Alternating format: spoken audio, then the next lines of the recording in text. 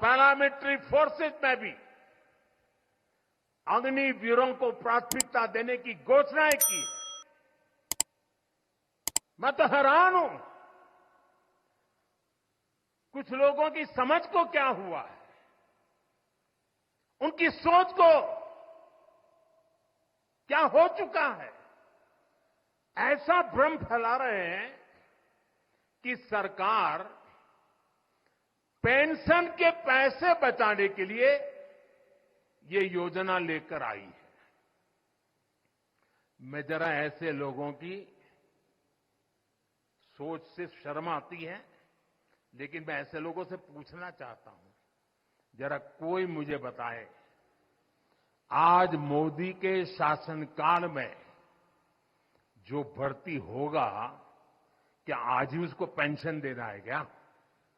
उसको पेंशन देने की नौबत 30 साल के बाद आएगी, और तब तो मोदी 105 साल का हुआ होगा, और तब न भी मोदी की सरकार होगी। क्या मोदी जब 105 साल का होगा, 30 साल के बाद जो पेंशन बचेगा, उसके लिए मोदी ऐसा राजनीतिक है जो आज गाली खाएगा? क्या तर्क दे रहे हैं? लेकिन साथियों, मेरे लिए दल नहीं, देश सर्वोपरि है।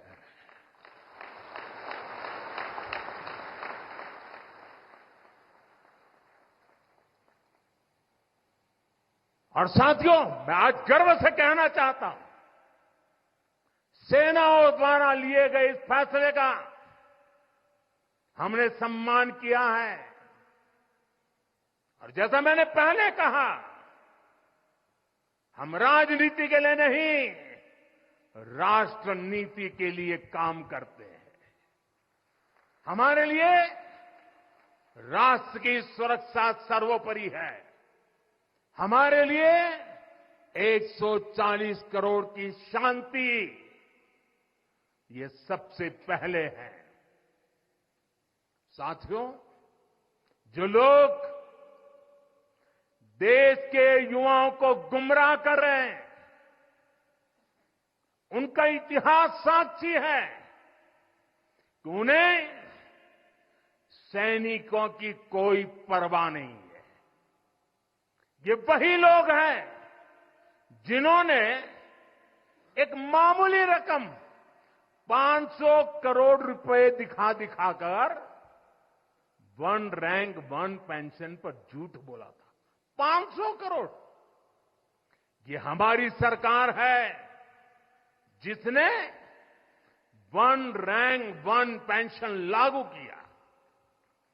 पूर्व सैनिकों को 1.25 लाख करोड़ रुपए से ज्यादा दिए गए। अब कहां 500 करोड़, कहां 1.25 लाख करोड़। इतना झूठ, और देश के जवानों की आंख में धूल झोंकने का पाप।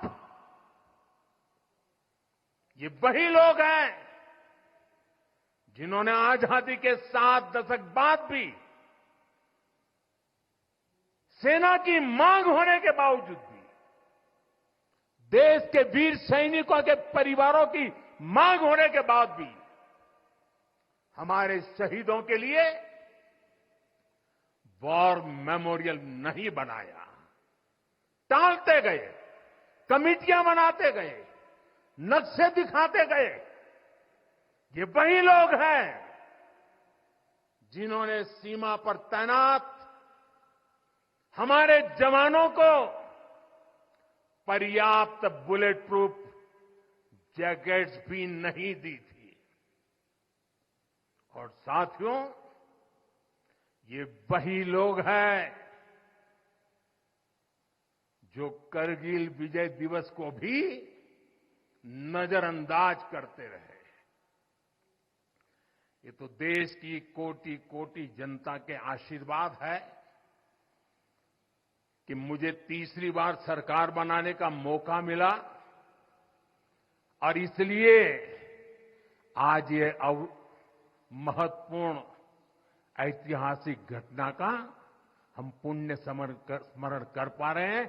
वरना अगर वही आ जाते तो इस युद्ध विजय की इस तारीख को याद नहीं करते। साथियों, कारगिल की विजय ये किसी सरकार की विजय नहीं थी। कारगिल की विजय ये किसी दल का विजय नहीं था। ये विजय देश की थी।